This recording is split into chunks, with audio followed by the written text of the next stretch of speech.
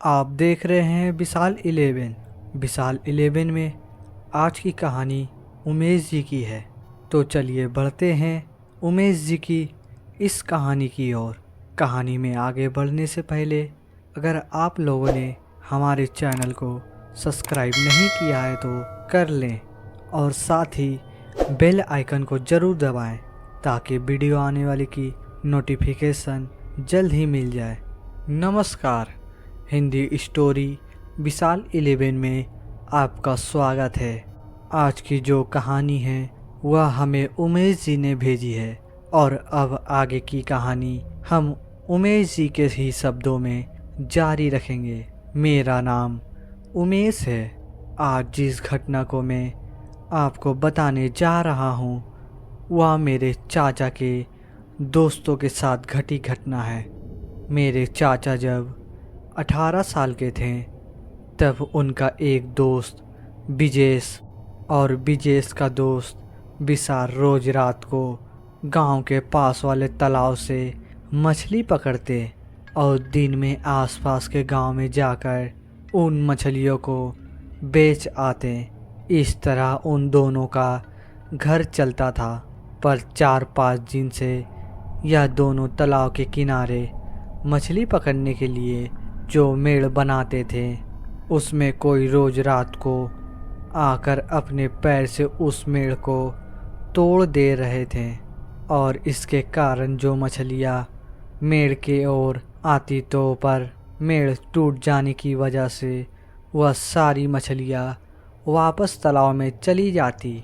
4-5 दिन से परेशान विजेश और विशाल ने सोचा कि आज रात को तालाब के पास छुप कर देखेंगे कि कौन रोज आकर हमारी मेड़ तोड़ देता है।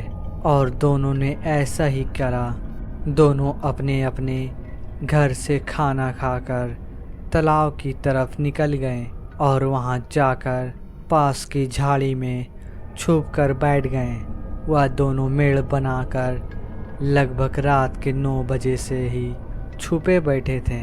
पर काफ़ी देर तक बैठने के बाद भी कोई नहीं आया।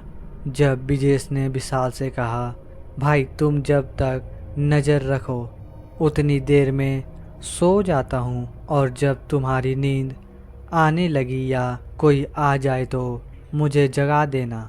इतना बोलकर विजेश उधर से ही लेट कर सो गया और विशाल अभी भी तालाब की तरफ नज़र रखे बैठा था।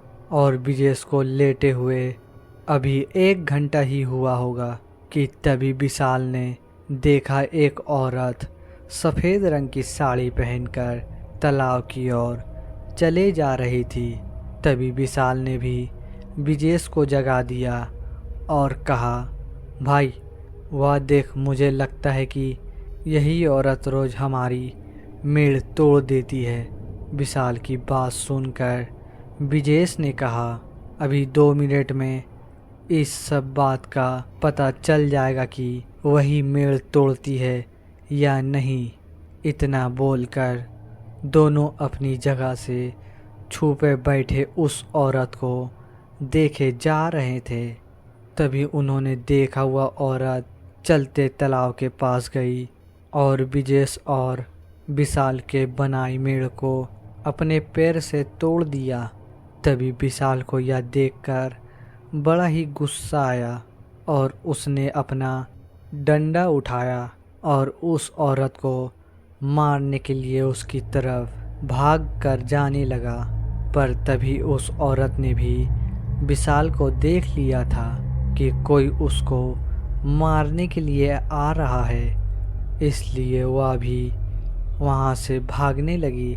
लेकिन हैरानी की बात तो यह थी कि वह औरत तालाब के अंदर की ओर भाग रही थी पर वह पानी के नीचे नहीं जा रही थी। वह पानी के ऊपर ऊपर ही भाग रही थी। विजेश दूर से खड़ा खड़ा बस उसे देख रहा था और विशाल को बार बार रुकने को बोल रहा था।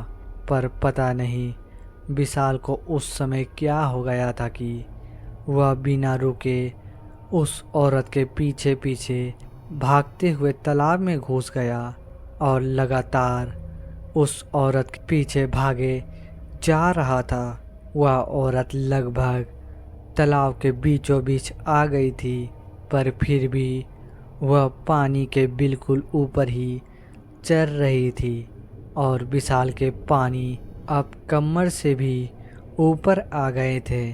फिर भी विशाल रुक नहीं रहा था, इसलिए विजेश भी भागता हुआ विशाल के पास आ रहा था और उसे आवाज़ लगाकर रोकने की कोशिश कर रहा था। पर पता नहीं, पर शायद विशाल को विजेश की आवाज़ सुनाई नहीं दे रही थी, या फिर विशाल को कुछ हो गया था जिसके कारण उसे कोई होश ही नहीं थी।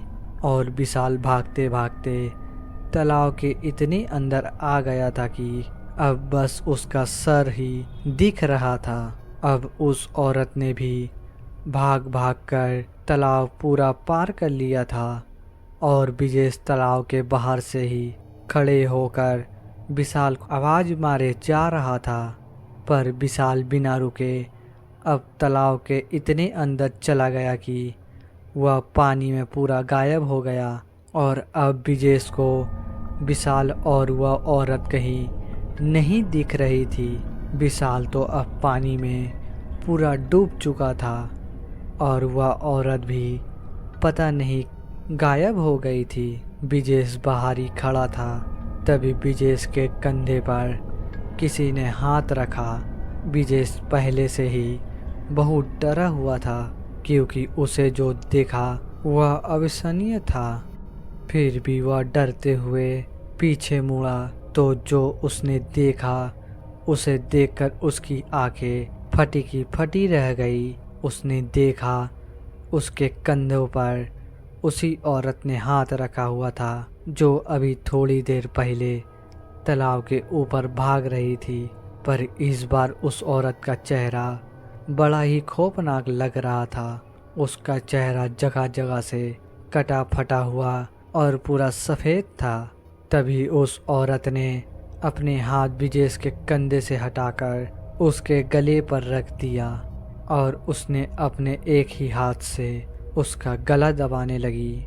धीरे धीरे उस औरत ने अब विजेश का गला इतनी जोर से दबा दिया था कि विजेश की सांसें उखड़ने लगी थी और उसकी आंखों के आगे अब धीरे धीरे अंधेरा सा होने लगा था।